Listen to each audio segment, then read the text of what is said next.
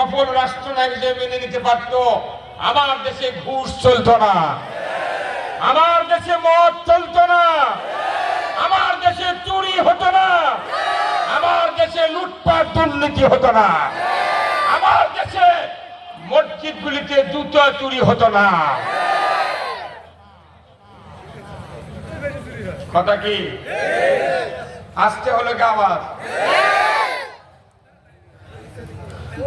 রসুলের নেতৃত্ব মেনে না নিয়ে আপনার রাস্তার কাটা সরানোর থেকে শুরু করে হজরে আসওয়াদ পাথর গিলা খাওয়া পর্যন্ত যত নেক আমল আছে, কোন নেক আমলের দাম নাই। কথা ঠিক কিনা? রসুলের নেতৃত্ব মেনে না নেওয়ার কারণে আজকে বাংলাদেশের অবস্থা এত নিচে নেমে গেছে। তাও আসতে আবার যারা কথা বলেন না তারা কোন গুরু? বাংলাদেশ কত নিচে নেমে গেছে, বিশ্ব দরবারে ঘৃণার পাত্র আমরা হয়ে গেছি। যে বয়তুল মুকাররমের মসজিদের ইমাম পলে গেছে, কথা বলে গেলে যে দেশের ইমাম পলে যায় সেই দেশের ইজ্জত থাকে না। এই তোমরা কোন আগে কথা, এটা কি আমি মিথ্যা কথা বলছি? ইমাম পলে গেছে, আবার ইমান বাঁচানোর জন্য দাড়ি কামাচ্ছে।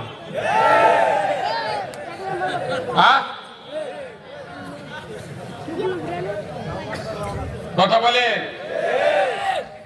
কত খেয়ালবাদী নেতা বক্তৃতা দিয়েছে যে হযরত শেখ হাসিনা যে এমপি বক্তব্য দিয়েছেন, ওনার স্ত্রী পুল্লিঙ্গ হিসেবে কোনো জ্ঞানই নেই। কেন জ্ঞান থাকবে? যে সংসদে মুমতাজের মতো গায়িকা নায়িকা গান কয়, সেটা সংসদ নয়।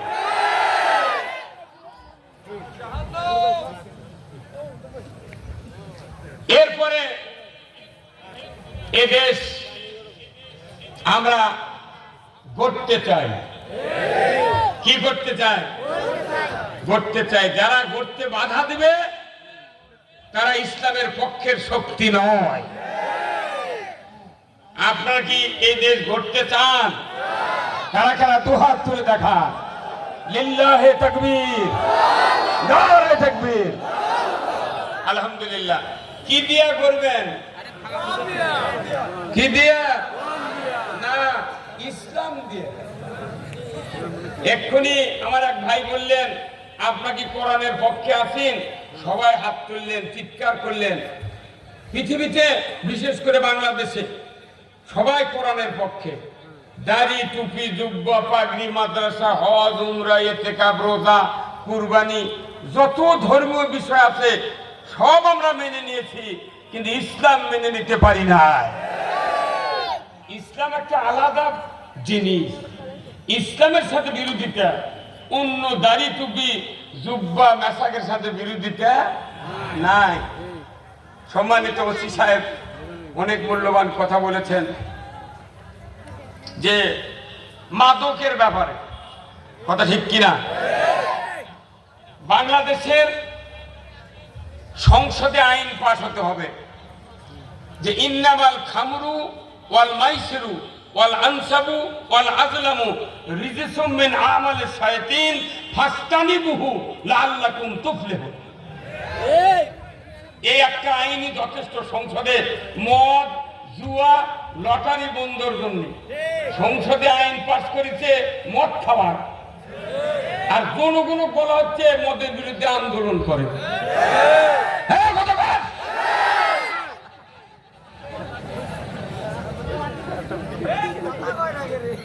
আপনি এটা হলো আমাদের বাংলাদেশে যে ইসলাম আছে, এটা হচ্ছে প্যারালাইসিস ইসলাম।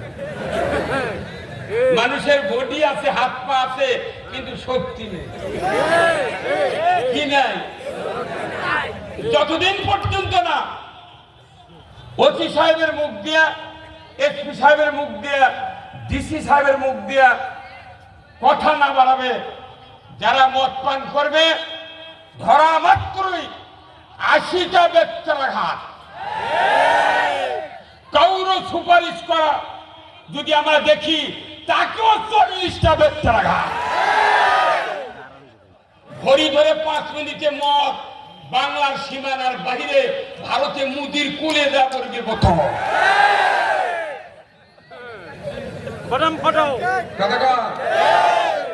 আমরা রসুলের নেতৃত্ব যদি মেনে নিতে পারতাম, ওই সংসদে মদের বিরুদ্ধে, জুয়ার বিরুদ্ধে, লটারির বিরুদ্ধে, চুরির বিরুদ্ধে, জেনার বিরুদ্ধে, ঘুষের বিরুদ্ধে, দুর্নীতির বিরুদ্ধে আইন পাস হয়ে যেত। কথা কি আমি ভাই একটু চুপ, এই এত এত সেলফি নাই, তুমি কি তুমি মসজিদের মধ্যে করে তুমি আসল কথা কও না, তুমি ছবি তোলো না।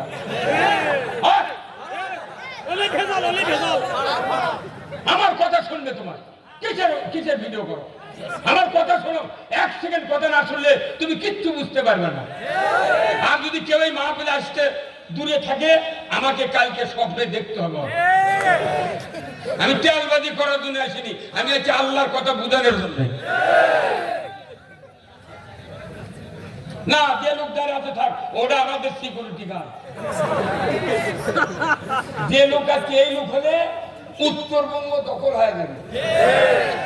এত মানুষ লাগে না, একটা ইউনিয়নের 13 জন লোক ভালো বানাবেন, সারা ইউনিয়ন পানি।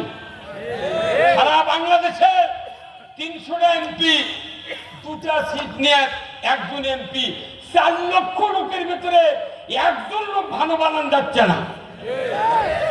একজন ভালো লোককে ভোট দিয়ে আমরা এমপি বানাবো। এই জন্য বিগত সরকার ভোট দাঁড়াতেই দেয়নি, ভোট দিবেরই দেয়নি। এই বাংলাদেশে যারা নতুন ওসি বিভিন্ন জায়গায় ইনক্লুড হয়েছেন, জয়েন করেছেন, তাদেরকে স্বাগতম জানায়। কিন্তু 2018 সালের 30শে ডিসেম্বরের ভোটটা যে পুলিশ বাহিনী 29 তারিখ রাত্রিতে দেশে, কিয়ামতের দিন এর খেলে জীবনে মাফ হবে না, জিন্দিগিতে মাফ হবে না। আমরা কোরআনের কথা বলি, আমাদেরকে বিভিন্ন ভাবে মামলা দিয়া, হামলা দিয়া, টর্চারিং করে আমাদের জীবন শেষ করে দিয়েছে। মনে করছে এইভাবে মামলা দিলে দেশ থেকে জামাত ইসলামী দূর হয়ে যাবে, পারে নাই। এদিন আসল রাসূলের নেতৃত্বের কথা বলতে গিয়ে আমি অনেক দূর বলেছি, কারণ আমরা অনেক নেতার তেলবাজি করি, কিন্তু রসুলের তেলবাজি কেউ করে না। কথা ঠিক কিনা? আসুন, আজকের এই ৫ম অধিবেশন তাফসীরুল কোরআন মাহফিলের সম্মানিত সভাপতি জনাব মোহাম্মদ জাহাঙ্গীর আলম, সভাপতি অত্তর মসজিদ কমিটি, প্রধান অতিথি বিশিষ্ট রাজনীতিবিদ, শিক্ষাবিদ, অধ্যক্ষ জনাব মাওলানা মোহাম্মদ নজরুল ইসলাম এবু ভাই, সাংগঠনিক সম্পাদক বাংলাদেশ জামাত ইসলামী গাইবান্ধা জেলা শাখা ও সাবেক উপজেলা চেয়ারম্যান, পলাশবাড়ী উপজেলা পরিষদ। আজকের মাহফিলের সম্মানিত বিশেষ অতিথিবৃন্দ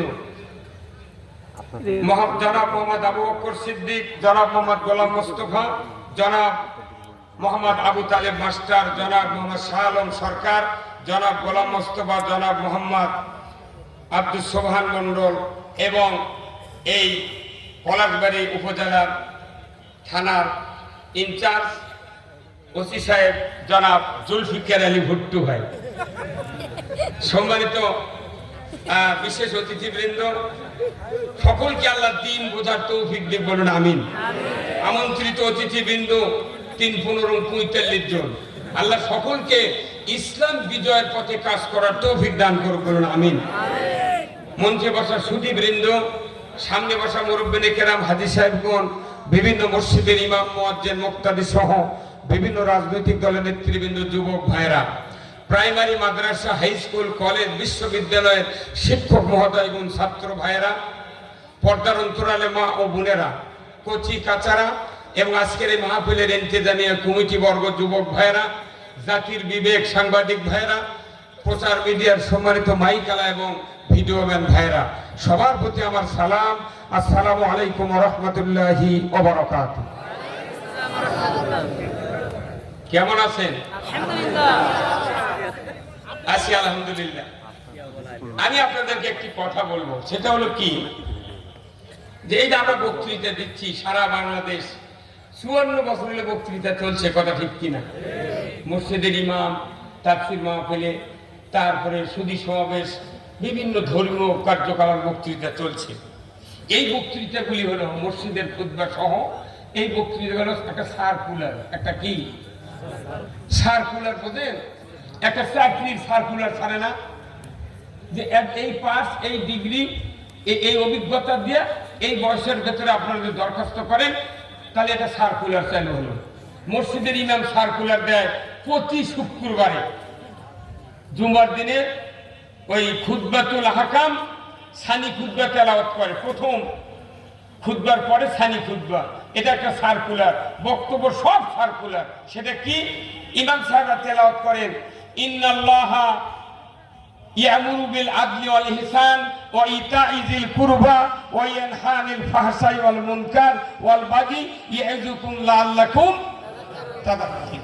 আপনাকে মুখস্থ, তাই না? এটা একটা সার্কুলার কি দিয়ে দিলেন উনি? আর কি দেখুন কি দিয়ে? মুক্তাদিরা বুঝেছেন কিছু? কিচ্ছু না।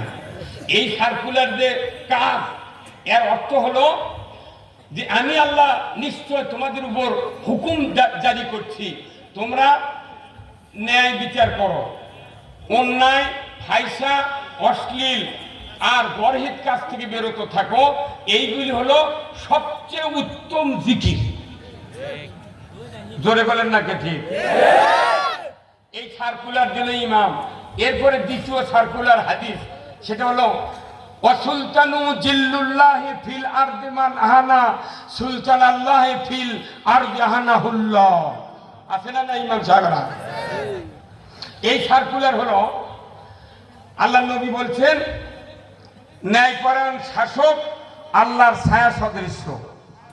যে বা যাহারা ন্যায়পরায়ণ শাসক কায়েমের বিরোধিতা করবে, সে যেন আল্লাহর বিরোধিতা করলো। এটা কি দিয়ে সার্কুলার হলো? হাদিস দিয়ে। এই সার্কুলারের পর যত বক্তৃতা আমরা সভাত দিই, তাফসিরে দিই, মসজিদে দিই, ঈদগাহে দিই, কোন সার্কুলার কি বাংলাদেশে কায়েম হচ্ছে? কেন হয়নি? আওয়ামী লীগের কি দোষ তোমার? এটা বোঝা লাগবে। এই সার্কুলার গুলো কেন কায়েম হলো না? ইমাম, বক্তা, আলেমের হাতে রাষ্ট্র ক্ষমতা নাই।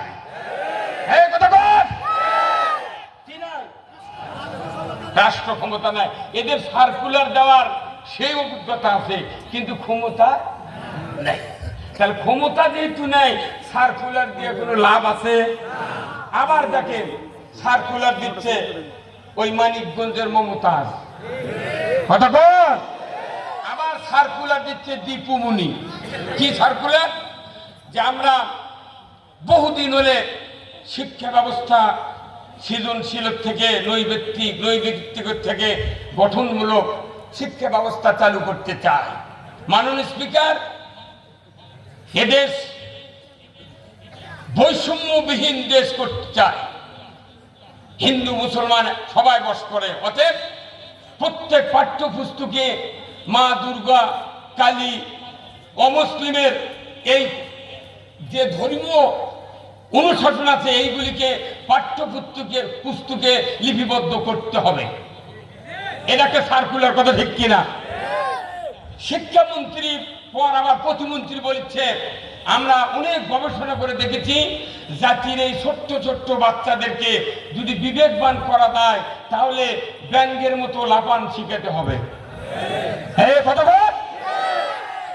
আর এই ছোট্ট প্রজন্মকে যদি সাইকেল চালান যদি শিখানো হয়, তাহলে মাস্টারের মাধ্যমে তিরিং তিরিং সাইকেল চালাও শিখাতে হবে। কতক্ষণ? এই জাতির মহিলাদেরকে যদি স্বামীর বাড়িতে বিছানা যদি পারতে হয়, তাহলে তাদেরকে প্রাথমিকভাবে প্রাইমারিতে শিক্ষা দিতে হবে বিছানা পড়ার জন্য। এটা একবারে কম দামের সার্কুলার, ঠিক তাই না? এই সার্কুলার অনেক আগে থেকে দেয়নি, তারপরে কি মানুষ বিছানা পাড়া কি বন্ধ থছে? কত টাকা? আলু ভর্তা কি বন্ধ করেছে? ব্যাং লাপান কি বন্ধ আছে? সাইকেল কি ঘুরায়নি কেউ? তাহলে এত নরমাল সার্কুলার দিছে, তারপরেও তাদের হাতে ক্ষমতা থাকার কারণে ওই হারাম সার্কুলার বাংলাদেশে চালু হয়েছে। তাহলে যত সার্কুলার আমরা দিই, হাতে ক্ষমতা নাই, একটা সার্কুলার কায়েম হয় না। অথচ ওনারা যে সার্কুলার দেয়, কোরআন হাদিসে কত সার্কুলার আছে, কিন্তু সুদ হারাম করো, পর্দা ফরজ করো, নামাজ চালু করো, চুরি বন্ধ করো, জানা বন্ধ করো, মদ বন্ধ করো, ইয়াবা বন্ধ করো, লটারি বন্ধ করো, এইগুলি কার সার্কুলার? জোরে বলি কার? আল্লাহর সার্কুলারের কথা আমরা বলি, কায়েম তো করার শক্তি নেই আমাকে। তারপরে দেখা যায় এদেশে যারাই আল্লাহর সার্কুলার চালু করে তাদের বিরুদ্ধে মামলা হামলা দিয়ে তাম বাংলাদেশকে কারাগারে পরিণত করা হয়েছিল। তারা মূর্খ মানুষ, একবারে মূর্খ, ডিগ্রিতে পিএইচডি এমএসসি সংসদে যায়, কিন্তু কোরআনের দিক দিয়ে একদম মূর্খ। আমি প্রমাণ দিচ্ছি, আমাদের দেশের সাবেক আইনমন্ত্রী আনিসুল হক, কি ভাই তাই না? আনিসুল হক আজ থেকে 2.5 বছর আগে এক পূজা মণ্ডপে বক্তৃতা দিল ঢাকেশ্বরী, ঢাকা, দিয়ে বললেন যে সনাতন ধর্মের ভাইয়েরা, আপনাদের এখানে যখন রথে চড়ে যখন আপনাদের ভগবান আসবে, তখন আমার কথা একটু বলে দিন। সি সি সি সি সি সি সি সি, যার মাথাতে এই বুদ্ধি আছে ওই তো নিজে আমি ফাঁসি দিবি। কি তাই তো, তাই তো আলী হাসান মোহাম্মদ মুজাহিদ ফাঁসি দিবে, মীর কাসেম আলী ফাঁসি দিবে, তারাই যারা ভগবানের কাছে দোয়া চায়। এটি কি শেষ? ও রাজশাহীর বাগমারা এক হুজুরের কথা দোয়া করো 15 আগস্টে, তখন ওই হুজুর বলতেছে, মাবুদ, বঙ্গবন্ধু জাতির জনককে দ্বারা সপরিবারে হত্যা করেছে, আল্লাহ তুমি তাদেরকে জান্নাতুল ফেরদাউসে দিয়ে দাও। আচ্ছা, এই কথা যদি আমরা যদি বলতাম, ফাঁসি দিলে হলে আমার মতো লোক যদি ওই ময়দানের দ্বারে থাকতাম, অঘটি পিঠে মারে ফেলে দেন হলে খুব দোয়া করবে, কিছু কি তুই করলু কি? হ্যাঁ কথা পাক বললে এগুলা গিয়া সংশোধক বানাতে রে পাক, তাহলে সেই সংশোধক ওটি পায়খানা করা ছাড়ার কিছু জায়গা নেই। হ্যাঁ কেন জামাতকে নির্বাচনে দাঁড়াতে দেয় না? এদের মতো চরিত্রবান লোক আমরা 2টা নমুনা দিয়েছিলাম, মাওলানা মতিউর রহমান নিজামী আর আলী হাসান মোহাম্মদ মুজাহিদ, 2টা মন্ত্রীকে দিয়েছিলাম। ফখরুদ্দিনের আমলে অনুবীক্ষণ যন্ত্র দিয়া একটা তিল পরিমাণ অন্যায় ধরতে পারে না।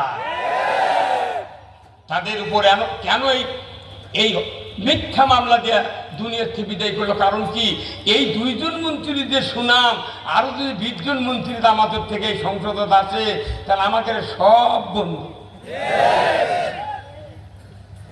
এটা কোন ষড়যন্ত্র? এত ষড়যন্ত্র করার পর খুন, গুম, মামলা, হামলা, আয়না ঘর, বাতি ঘর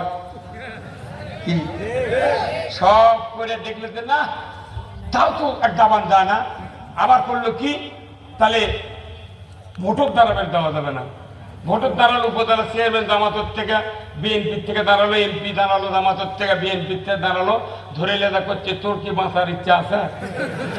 যদি বাঁচতে চাস তাহলে তুই এই দেখ, তোর শ্বশুর বাড়ি দিয়ে থাকবি। তারপরে আন্দোলন থামলো না, শেষ পর্যন্ত দেখা গেল একবারে আল্লাহর কি কাম, ছোট ছোট বাচ্চা লোক দিয়ে আল্লাহ এমন একটা আন্দোলন তৈরি করলো, আহা হা। আন্দোলনের দাবি ছিল এই দেশে বৈষম্য আমরা দূর করতে চাই। কোঠা আন্দোলন শুরু হতে হতে শেষ পর্যন্ত করছে না, আন্দোলন বন্ধ করতে যা করো দরকার তাই করো, গুলি করো। শেষ পর্যন্ত আন্দোলন আরো বেগবান। তখন বলেছে যে না, পদত্যাগ করো, ছাত্ররা কিন্তু পদত্যাগ করো। তারপরে বলতেছে যে তুমি ক্ষমতা ছাড়ো। এই করতে করতে একটা দিন এই ছাত্র সমাজ স্লোগান দেয়নি তোমরা পালাও, কথা এই বলছে কি একবারও বলেনি সরকার তুমি পালাও, কিন্তু দেখা গেল পলে চলে গেল। আর ওবায়দুল কাদের বলতেছে পালাবো না। এই ওবায়দুল কাদের জাতির সামনে যে ভয়ভীতি দেখাইছিল, আজ থেকে 2 বছর আগে বলেছিল ওই ওবায়দুল কাদের যে যেদিন তোমরা ক্ষমতা হারাবে, ওনার দলের লোকদেরকে বলছে যেদিন তোমরা ক্ষমতা হারাবে 5 লক্ষ লোক এদেশে এক রাতে শেষ হয়ে যাবে। বলেন তো 5 লক্ষের জায়গা কি 500 মরেছে? ওদের 500 মরছে, 150, 5 জন, একজনও মরেনি। মিথ্যা প্রপাগান্ডা করতে হতো ওবায়দুল কাদেরের, খালি চলের দৌর ছিল, পেছনের দিক হিজড়ে।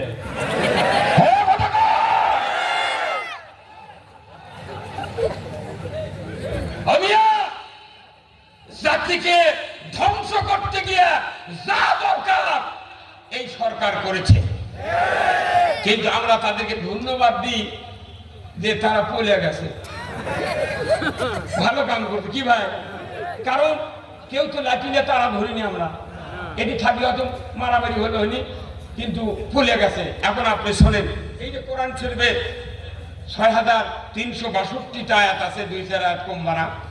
এই আয়াতের একটা আয়াত এই পৃথিবীতে কোরআন নাযিলের পর থেকে একটা আয়াত 2 বার আমল হচ্ছে। যখন কয়বার? আজ থেকে 250 বছর আগে লক্ষণ সেন নামে একটা রাজা ছিল ভারতবর্ষে, লক্ষণ সেন। এই লক্ষণ সেন পলে গেছে, এই লোকটা আর দেশে ফেরেনি, ওই অবস্থায় মারা গেছে। আর এইবার এসে 250 বছর পর শেখ হাসিনা পলে গেছে। এই কোরআন শরীফে আয়াতটা আছে, এই আয়াতের 2 বার আমল হচ্ছে। আয়াতটা আমি এখনই শুনেছি আপনাকে। ইয়া মাশারাল জিন্নি ওয়াল ইনসি ইন ইসতাতাতুম আন তানফুযু মিন আকতারিস সামাওয়াতি ওয়াল আরদ ফানফুযু লা তানফুযুনা ইল্লা বিসুলতান। সুলতান মানে রাজত্ব। কার রাজত্ব? আল্লাহ বলছেন মানুষ এবং জিনের ভেতরে তোমরা যদি আমার আনুগত্য, আমার বশ্যতা, আমার ইসলাম যদি মেনে নিতে না পারো, আমি আল্লাহ বলে দিচ্ছি আমার রাজ্য থেকে বেরিয়ে যাও। কারো তারা ধরা লাগেনি, হুমকি দেওয়া লাগেনি, ওরা বুঝতে পারছে আমরা আল্লাহর আনুগত্য করিনি, অতএব যাইবা। আমাদের বাংলাদেশ জামাত ইসলামের উপর যে অত্যাচার নির্যাতন করছে, একজন বিচারপতির নাম হলো কালামানি। আমি ওই যেদিন ফেসবুকে দেখেছি যে কলার পাতা ছুঁয়ে থোছে, সেই দিন 14টা মামলার একেবারে মোট দুঃখ ভুলে গেছে। আমার বক্তৃতার বয়স 46 বছর। 1976 সনে দাখিল পাশ করছি, 2 বছর গ্যাপ দিয়ে 66 বছর বয়স আমার। আমার মতো মানুষ জেলখানা তুলে কথা হুজুর মাথার টুপি খোলেন। আমার একটু চুল বড় আছিল ভাই, চুল কাটতে পারিনি বক্তৃতার চাপে। করছে যে জেল গেটে পুলিশ বলছে ভাই হুজুর টুপি খোলেন। টুপি খুললাম, বলছে হাত দিয়ে চুলত বাড়ি দেন, যাতে গাঁদা পুরো টুরে থাকতে পারে। হয় না? কতখানি নির্লজ্জ করেছিল আমাদেরকে। জাতির ধারে যখন জালিম চেপে বসে, 2টা কাজ তারা করে, মানি লোকের মান খর্ব করে আর মানুষে দাঙ্গা লেগে দেয়। আমরা দিক বিশ্বকে এই কাজগুলো দেখেছি কিনা? এই অসুস্থগুলো আমি এই জন্যই বললাম, এই অসুস্থতা কেমনি দূর হবে এর চিকিৎসা আমি দিতে চাই। আপনাকে রাজি আছেন? তাহলে আপনাদেরকে আগে পরীক্ষা করব, আপনাদের জবান দিয়ে আপনাদেরকে পরীক্ষা করব, দেখি আপনারা কোন চিকিৎসায় এই ব্যাধিগুলো দূর করতে চান। আমি একটু তকবির দেব, যুবক ভাই যারা আছেন একটু গলা খাকার দেন, একটু গলার কাছে শক্তি নিয়ে আসেন। লিল্লাহে তাকবীর, নারাই তাকবীর, নারাই তাকবীর। আল কোরআনের আলো কোথায় বলেন? সব কয়নি তো। যে লোক বলবে আল কোরআনের আলো ঘরে ঘরে জ্বালো, তাহলে ঘরে ঘরে কোরআন কয়েক হাজার কৌটি আছে বাংলাদেশও। হাটহাজারি মাদ্রাসা আছে 72 কপি কোরআন, লালবাগ ঢাকাতে আছে 35,000 কপি, এরপর জামিল মাদ্রাসাতে আছে 22,000 কপি কোরআন। বাংলাদেশে 90,000 মাদ্রাসার কয়েক হাজার কোটি কোরআন আছে, 5,12,000 মসজিদে কয়েক হাজার কোরআন আছে। এরপরে পুরো বাংলাদেশের এক একটা বাড়িতে 4টা ছেলে, ছেলের 4 স্ত্রীর কাছে 4টা কোরআন, শাশুড়ির কাছে 1 কোরআন, 5টা কোরআন, 100 বাড়ির 500 কোরআন। সারা বাংলাদেশে কয়েক হাজার লক্ষ কোটি কোরআন আছে। দেশে শান্তি আছে না? কয় কোরআন দরকার? কোথায় সেটা কোন জায়গায়? এই কোরআন দিয়ে আল্লাহ রসুল 10 বছর 12.5 লক্ষ বর্গ মাইল শাসন করেছেন মদিনার মসজিদে নববীর মিম্বরে বসে। কে আপনার শক্তি দিল রসুলের উম্মত হওয়ার পরেও কোরআন বাদ দিয়া, চাচা মামার সংবিধান দিয়া দেশ চালাবেন? সাহস কে দিয়েছে আপনাকে?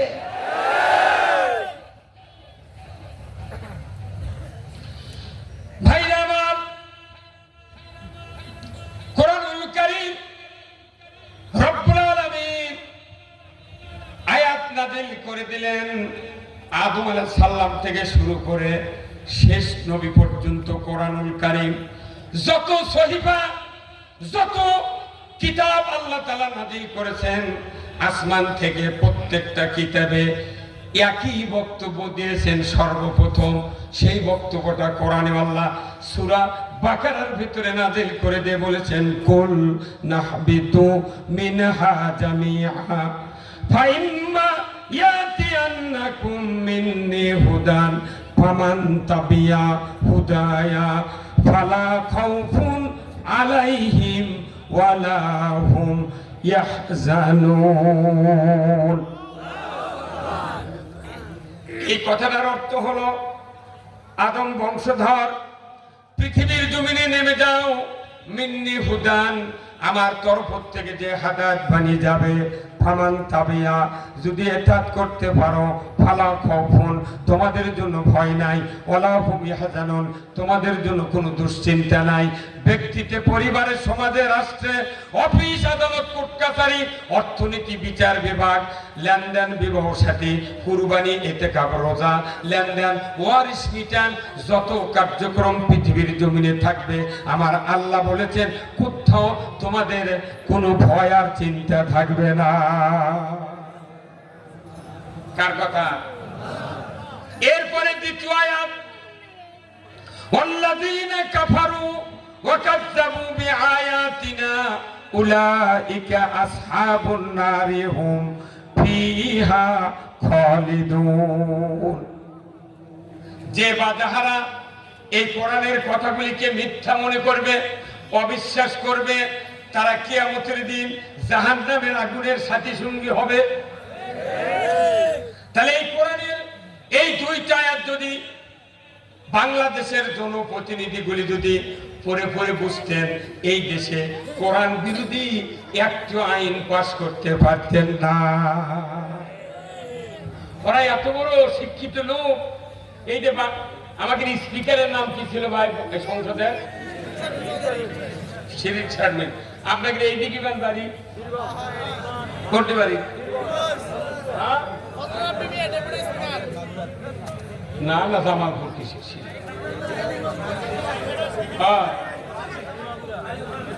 বাড়ি দিক জায়গায় এমপি কর এমপি না।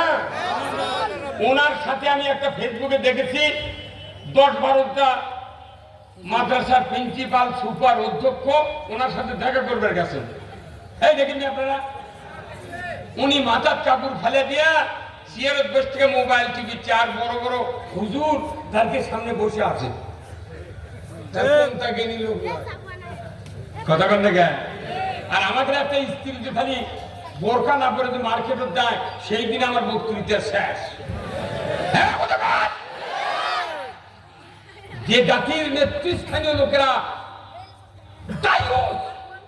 যে দেশের নেতৃস্থানীয় লোকেরা বেনামাজি, সুদখোর, ধোঁকাবাজ, মিথ্যাবাদী, সেই জাতি যদি আল্লাহর নামাজের সেজদা দিয়া জিকির করে হজ করে যদি পৃথিবী ভাসায় দেয়, এই জাতির কপালে শান্তি জুটবে না। আল্লাহ বলছেন যে যারা আমার হেদায়েত মানবে তাদের ভয় নাই, চিন্তা নেই। যারা মানবে না তাদের ভয় আছে, জাহান্নাম আগুনের আযাবের শাস্তিরও কাজ আছে। কথা ঠিক কিনা? তাহলে এই দুটো আয়াত যদি আমরা বুঝতাম, আমাদের সমাজে কোনো অন্যায় হতো? তাহলে বলুন তো, বাংলাদেশে নৈমিত্তিক হারে লেখাপড়া হচ্ছে কি হচ্ছে না? এই যে এই সৃজনশীলের আগে কোনো ঠিক চিহ্নের লেখাপড়া হতে যে আল্লাহ দেখেন কি কি জ্ঞানী, আল্লাহ অসীম অসীম জ্ঞানের অধিকারী। আল্লাহ তাআলা নৈমিত্তিকের আয়াত নাযিল করেছেন কোরআনে। এই পুরো দুই আয়াতের এক কথায় প্রকাশ হলো, কোরআন মানলে জান্নাতি, না মানলে। তাহলে এখানে কতগুলো লোক আছে, আমার মঞ্চে টঞ্চে যত লোক আছে সবাইকে যদি আমি 5 টাকার একটা খাতা 5 টাকার একটা কলম দিই, তাহলে দুটা প্রশ্ন লেখেন তো ভাই। 1 নাম্বার কোরআন মানলে জান্নাতি, 2 নাম্বার না মানলে জাহান্নামী। আপনারা সবাই লিখলেন, আমি বলবো 1 সেকেন্ডের মধ্যে ঠিক চিহ্ন দিতে হবে। কোথায় দিবেন দেন? এখানে যদি জুমার নামাজ পড়ারও যদি লোক না থাকে, সেই ব্যক্তিও ঠিক চিহ্ন দিবি কয় নাম্বার হয়? হ্যাঁ, তাহলে পুরো জাতি একবারে 5 মিনিট নয়, 1 মিনিটের ভেতর সব কোরআনের পক্ষে এসে গেলেন। কথা ঠিক কিনা? আপনাদের হাতে বাড়িতে আবার গেলেন, বাড়িতে আপনাদের হাতে আবার কাগজ কলম দেওয়া হলো। যে কয়জন সদস্য তাদেরকে বললেন এখানে পরীক্ষা হবে, কোরআন মানলে জান্নাতি, না মানলে জাহান্নামী। তোমরা লেখো, সন্ধ্যের সময় পরীক্ষা, তোমাকে খাতা জমা দিতে হবে। ওই বাড়ি যদি ঈদের নামাজ পড়ারও যদি লোক নাও থাকে, কথা ঈদের নামাজ পড়ে না, তাইও ঠিক চিহ্ন দিবি কোরআন মানলে। এরপরে ইউনিয়ন চেয়ারম্যান 13 জন মেম্বার, 9 জন হচ্ছে আপনার পুরুষ মেম্বার, আর 3 জন ভাইস চেয়ারম্যান, আর 1 জন চেয়ারম্যান। তাহলে কয়জন হলো?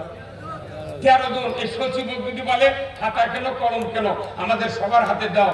চেয়ারম্যান বললো এক্ষুনি পরীক্ষা হবে, লেখো কোরআন মানলে জান্নাতি, না মানলে ঠিক চিহ্ন দাও।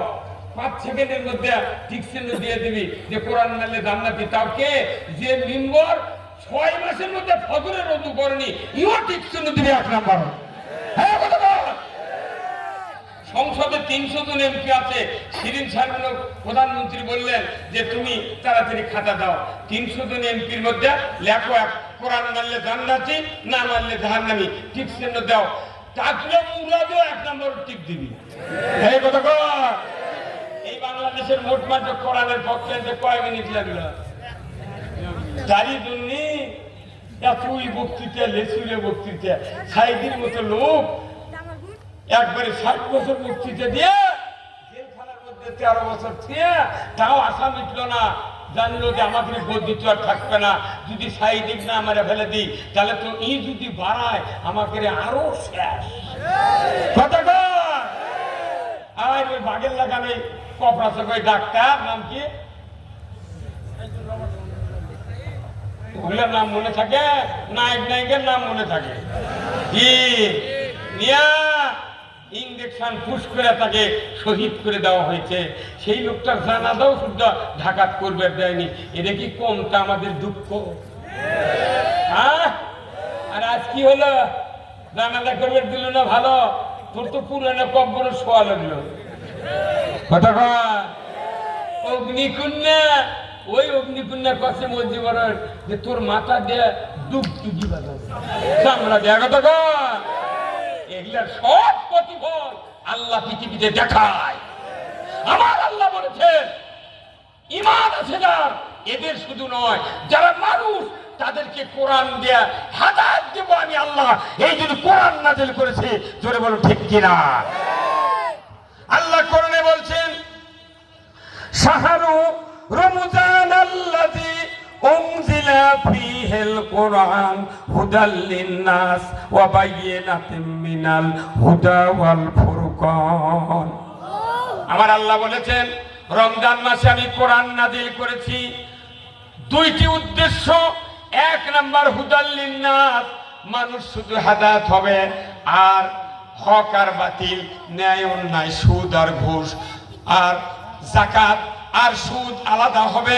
অন্যায় অন্যায়ের ধারে থাকবে, ভালোর দিকে আসতে পারবে না, মন্দর দিকে ভালো যেতে পারবে না। পৃথকীকরণের জন্য কোরআন নাযিল করেছি। অথচ আজকে দেখা যায় তাম বাংলাদেশে অন্যায় আর ন্যায়, সুদ আর যাকাত, একবারে নামাজ আর বেনামাজি একসাথে ঘুরতেছি, জোরে বলুন ঠিক কিনা। আজকে বাংলাদেশ নয়, তাম পৃথিবীতে 228টি রাষ্ট্র, জোরে কোন আল্লাহু আকবার। কতটি রাষ্ট্র? 228টি রাষ্ট্র। তার ভেতরে দেখা যায় 140 কোটি মানুষ কালেমার পক্ষে, 840-এর ভেতরে 140 কোটি কালেমার পক্ষে, 700 কোটি মানুষ কালেমার বিরুদ্ধে। যে 140 কোটি কালেমার পক্ষে, আল্লাহর পক্ষে, রসুলের পক্ষে, কোরআনের পক্ষে, তার ভেতরে দেখা যায় 75% মানুষ নামাজ আদায় করে না। এদেশে মসজিদে ইমামতি করে, 20 বছর হলে ইমামের বেটা বেনামাজি। মসজিদে আযান দেয় 30 বছর ধরে, মুয়াজ্জিনের বেটা বেনামাজি। কতক্ষণ? এদেশে মসজিদের ইমাম ইমামতি করে, মুতাল্লির বেটা টিপুল বেনামাজি। এরপরে এদেশে এত বক্তৃতা করে, বক্তার বেটা বেনামাজি। এদেশে দেখা যায় নামাজের সংখ্যা সবচেয়ে বেশি নয়, কম। তাহলে এত বক্তৃতা কোথায় গেল? বাংলাদেশে করোনার আগে প্রতি বছর 5 কোটি মাহফিল হয়েছে পুরো বাংলাদেশে।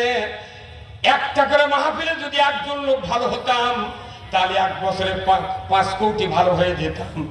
পরের বছর 5 কোটি, তারপরের বছর 5 কোটি, তারপরের বছর 5 কোটি, 4 বছরে পুরা বাংলাদেশে 20 কোটি মানুষ ভালো হতে পারতাম।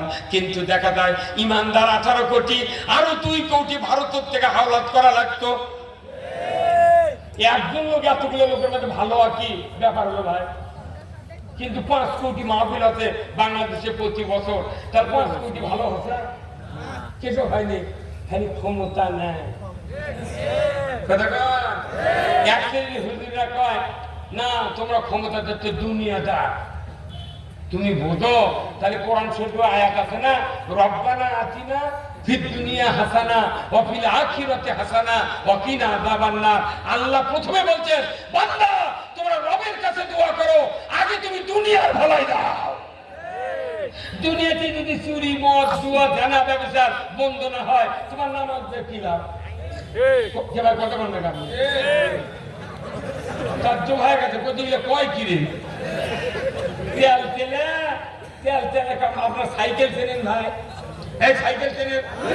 সাইকেলের টিউব যখন লিক হয়, ওই লিক সারার জন্য সাইকেল কোথায় নিয়ে যান? মেকারের কাছে। সাইকেলের টিউবের ভেতর, টিউব যখন বের করে টায়ারের ভেতর থেকে, তখন দেখবেন ওই সাইকেলের মেকার ওই টিউবটা একটা কাঠির উপর রাখে ওই হাত দিয়ে ডলে নাকি ধামা দিয়ে ডলে, কথা ঠিক কিনা? যখন ধামা দিয়ে ডলে তখন ওই টিউব বলে ওই মেকারক, ভাই তুমি পটি দিবে ভালো, যে তুমি আমার কষ্ট দাও, তোমার হাত দিয়ে ডলে ডলে পটি দাও। কিন্তু ওই মেকার তখন বলে যে ভাই তুমি তো টিউব, তোমার শরীরের উপরে তেল তেলে গোয়েন্দার আছে। কি আছে? তেল তেলে গোয়েন্দার আছে। ওই গোয়েন্দারও ডলিয়া ঘুষিয়া তোলা লাগবি, তারপরে সলিউশন দিয়ে পটি দেওয়া লাগবি। ওই তেল তেলে গোয়েন্দার টিউবের গায়ে আছে, আবার যে পটি লাগাবি ওই পটির গাও তো তেল তেলে গোয়েন্দার আছে। তাহলে দুটারই তেল তেলে গোয়েন্দার আউট করা লাগবে, কথা ঠিক কিনা? নেতার মধ্যেও তেল তেলে গোয়েন্দার আছে, ইমাম তেলে গোয়েন্দার আছে কোনো ঠিক কিনা? তেল তেলে গোয়েন্দার উপর সলিউশন লাগালে স্যারেনার লিগ বন্ধ হবে না। কথা কয় ওই জন্যে কোরআনের কথা বললে কিছু মানুষের গা চুলকায়। বলেন তো এই কোরআন কার কিতাব? এই কোরআনের ভেতর কয় দলের কথা আছে দেখছেন? কেউ কত সাধু কত 4 দল। কয় দল? এই যে হুজুর গুলো 2 দল আছে। প্রথম দল, সেই দলের নাম কি? হিজবুল্লাহ। কার দল? আল্লাহর দল। তারপরে দ্বিতীয় দলের নাম কি? হিজবুল শয়তান, সেটা হলো শয়তানের দল। আচ্ছা, আল্লাহর দল, আল্লাহ নিজে প্রতিষ্ঠাতা। আল্লাহর দলের প্রতিষ্ঠাতা কে? তাহলে এই কোরআন কে পাঠাচ্ছেন? তাহলে আল্লাহ যেহেতু দলের প্রতিষ্ঠাতা, আর এই কোরআন হলো আল্লাহর দলের কিতাব। হ্যাঁ কথা বল। কার দলের কিতাব? আল্লাহর দলের কিতাব। তাহলে এই কোরআনের মধ্যে আল্লাহর দলের পক্ষে ছাড়া কোন দলের পক্ষের বক্তৃতা আছে? এই কথা কোন আছে? ভাই কথা কোন না? কার বক্তৃতা এলেন? আল্লাহর দলের বক্তৃতা আছে। এই তো আল্লাহর দলের বক্তৃতা যখন হুজুরা করবি, যাই আল্লাহর দলের বিপক্ষে গা চুলকাবি দিনা। কথা কটা কেনা সেদিন তো চুলকাচ্ছে, চুলকে চুলকে ওরা কখন বুঝবে? যখন ইসলাম কায়েম হবে তখন বুঝবে। আরো 40 বছর 400 বছর আগে কেন ইসলাম কায়েম করে দেয়? ভাইরা আমার, এই কোরআনুল কারিমে আল্লাহ তাআলা বলেছেন মানুষগুলি সুদে হাদায়াত হবে, হক আর বাতিল পৃথক করবে এই কোরআন। শুধু এতটুকুই বলে আল্লাহ ক্ষান্ত দেয় নাই, রসুলকে দায়িত্ব দিয়েছেন, হে রসুল আপনি পৃথিবীর জমিনে যান। হুয়াল্লাযী আরসালা রাসূলাহু বিল হুদা ওয়া দীনিল হক লিইয়ুযহিরাহু আলাদ-দীনি কুল্লিহি ওয়ালাউ কারিহাল মুশরিকুন।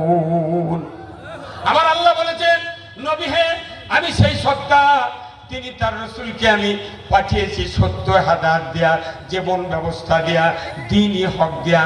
আপনি পৃথিবীর জমিনে গিয়া মানুষের তৈরি করা মতবাদ, আইন কানুন উৎখাত করে দিয়ে একমাত্র আমি আল্লাহ আমার দেওয়া জীবন ব্যবস্থা কায়েম করবেন। এতে করে কাফের মুশরিক বেদিনের কলিজায় যত জ্বালা যন্ত্রণা হোক না কেন, আপনি রসুল পরোয়া করবেন না। রসুলকে দায়িত্ব দিয়েছেন কে? আল্লাহ, যে আপনি মানুষের আইন উৎখাত করে দিয়ে আমার আইন বিজয় করবেন। যে আমরা বাংলাদেশ জামাত ইসলামী এদেশে আল্লাহর আইন চালু করতে চাই, কথা ঠিক কিনা? এই আইন কি এমনি এমনি সবাই চালু হোক এতে কি চাবে? চাবে না। অতএব আল্লাহর রসুলের দায়িত্ব বাংলাদেশে বাংলাদেশ জামাত ইসলামী পালন করতে ধরে, ঠিক কিনা? এটা কার কথা? আল্লাহর কথা। আল্লাহ রসুল বলছেন, আনা আমরুকুম বিখামসিন ওয়াল্লাহু আমারানি বিহিন্না আল জামাআত ওয়াস সামঈ ওয়াত তাআত ওয়াল হিজরাত ওয়াল জিহাদু ফি সাবিলিল্লাহ লিল্লাহি তাকবীর। আমার রসুল বলছেন, আমাকে আল্লাহ যে 5টি কাজের আদেশ দিয়েছেন, আমিও তোমাদেরকে সেই 5টি কাজের আদেশ দিলাম। 1 নম্বর, তোমাদেরকে জামাতবদ্ধ হতে হবে। কার কথা? জামাতবদ্ধ কোরআনে আছে, ওয়াতাসিমু বিহাবলিল্লাহি জামিআন ওয়া লা তাফাররাকু ইন্নাল্লাহা ইউহিব্বুল্লাযিনা ইউকাতিলুনা ফি সাবিলিহি সাফফান কাআন্নাহুম বুনিয়ানুম মারসুদ। জোরে বল আল্লাহু আকবার। আল্লাহ নিজে বলছেন, নিশ্চয় আমি আল্লাহ ওই ব্যক্তিদেরকে ভালোবাসি যারা সীসা ঢালা প্রাচীরে নেয় ঐক্যবদ্ধ হয়ে আমার দেওয়া জীবন ব্যবস্থা কায়েমের সংগ্রাম করে। জোরে কর মারহাবা। আল্লাহর কাজ যারা করে আল্লাহ তাদেরকে ভালোবাসে। দুনিয়ার স্বৈর শাসকেরা কোনদিন ভালোবাসতে পারে? তা আমরা কোরআনের পক্ষে কথা বলবো, কোরআনের পক্ষে চলবো। কোরআনের পক্ষ না চলা পর্যন্ত একজন মানুষকে আল্লাহর জান্নাতে যাওয়া হবে না। বলুন তো, রসুল বলছেন যে কিয়ামতের ময়দানে আমার উম্মতের ভেতরে ৭৩টা দলে বিভক্ত হবে। কত দল? ৭৩। তারই ভেতরে এক দল জান্নাতে যাবে, 72 দল যাবে জাহান্নামে। তাহলে এখানে যতগুলো মানুষ আছেন আমার ডানে বাঁয়ের সামনে, একটা দিন একটা মসজিদের ইমামক বলেছেন, একটা লোক হাত তুলে বলেন তো যে হুজুর বহুদিন ইমামতি করতেছেন, আপনার অনেক চাপা শুনেছি, আপনি বলেন তো যে দলটা জান্নাতে যাবে ওই দলে থাকার উপায়টা কি? আগামী শুক্রবারে আমাদেরকে আপনি বলে দিবেন। কেউ বলেছেন? একটা লোক হাত তোলেন তো দেখি। হ্যাঁ কে ভাই কখন কেউ এই কথা শুনে বোঝেন না আপনি? যে দল জান্নাতে যাবে এই দলে থাকার উপায় কি আগামী শুক্রবারে বলবেন। একটা লোক হাত তুলে কর যে হুজুর অমুক মাসের অমুক সনের অমুক শুক্রবারের আগে আমি বলেছি। পৃথিবীতে খুঁজে পাবেন না যে কাজটা জরুরি এই কাজের কথা কেউ বলে না, কেউ বলে না। আপনাকে কি এমনি এমনি দাড়ি টুপি চুপবা আর পাগড়িয়া হাজি গামছা হজ কুরবানি দিয়া জান্নাতে যাওয়ার কথা ওয়াদা নাই। কোরআন শরীফ পড়তে হবে, কোরআন বুঝতে হবে, কোরআন জানতে হবে। কোরআনের প্রথম আয়াতটাই ছিল ইকরা বিসমি রাব্বিকাল্লাযী খলাক। পড়ো মুহাম্মদ, সৃষ্টিকর্তা রবের নামে। প্রথম আয়াতটা যেদিন নাযিল করলেন আল্লাহ ওই দিন দাড়ির কথা, টুপির কথা, হজের কথা, উমরা, মসজিদ, মাদ্রাসা, জিকির, তাসবিহ, তাহলিল কোনো কথা বললেন না। আল্লাহ প্রথম আয়াতটা দিলেন শিক্ষা ডিপার্টমেন্টের জন্য। আজকে বাংলাদেশে ডিগ্রির মান বাড়লো, পদবি বাড়লো, ইসলাম ধ্বংস হলো, কথা ঠিক কিনা? আজ থেকে 1500 বছর আগে রসুলের যত সাহাবী ছিলেন, কোন সাহাবীর কি 5 পাসের ডিগ্রি ছিল ভাই? কোন প্রাইমারি পড়েছে? JDC, GSC, inter, honours, master কোন ডিগ্রি ছিল না।